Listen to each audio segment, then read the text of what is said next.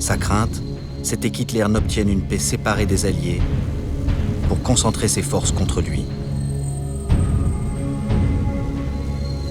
Il lance son offensive pour achever la bête tapie dans les ruines de Stalingrad.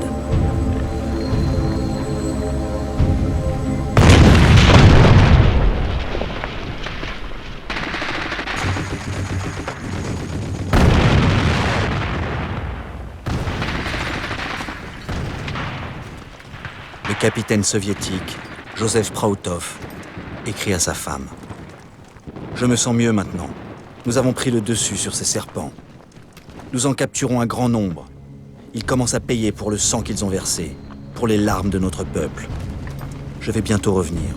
Je t'envoie 500 roubles. Joseph. »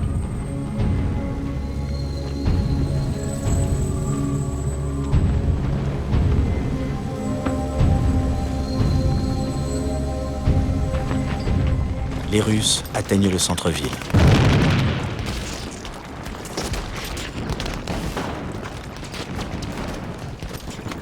Face au drapeau rouge, le magasin Univermag, où se terre le chef de la 6e armée, le général Friedrich Paulus.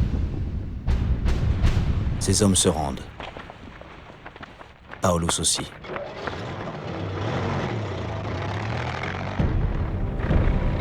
La veille, Hitler l'a nommé maréchal en pensant que son honneur l'obligerait à se suicider. Mais Paulus, écœuré par l'absurdité des ordres d'Hitler, brisé nerveusement, épuisé par la dysenterie, se laisse capturer.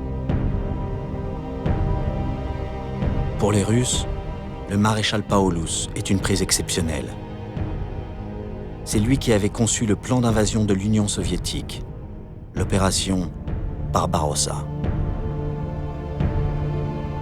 Les soviétiques n'arrivent pas à y croire et lui demandent son livret militaire pour être sûr de son identité.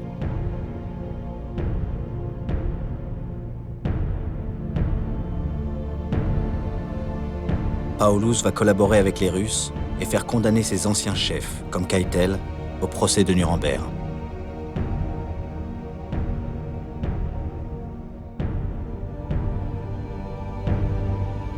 Il choisira de vivre en Allemagne de l'Est.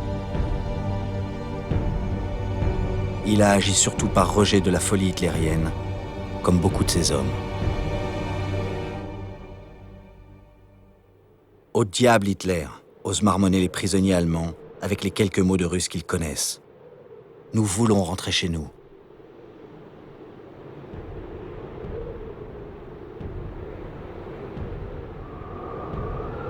On peut imaginer l'émotion de tous les peuples occupés. Après la défaite de Stalingrad, l'espoir renaît. Bien entendu, les actualités allemandes ne montrent aucune de ces images. Et Hitler dit « Il ne faut pas employer le mot capitulation. Il faut expliquer que nos hommes n'ont pas eu de ravitaillement. C'est pourquoi ils ont été battus. Il faut employer le mot sacrifice. »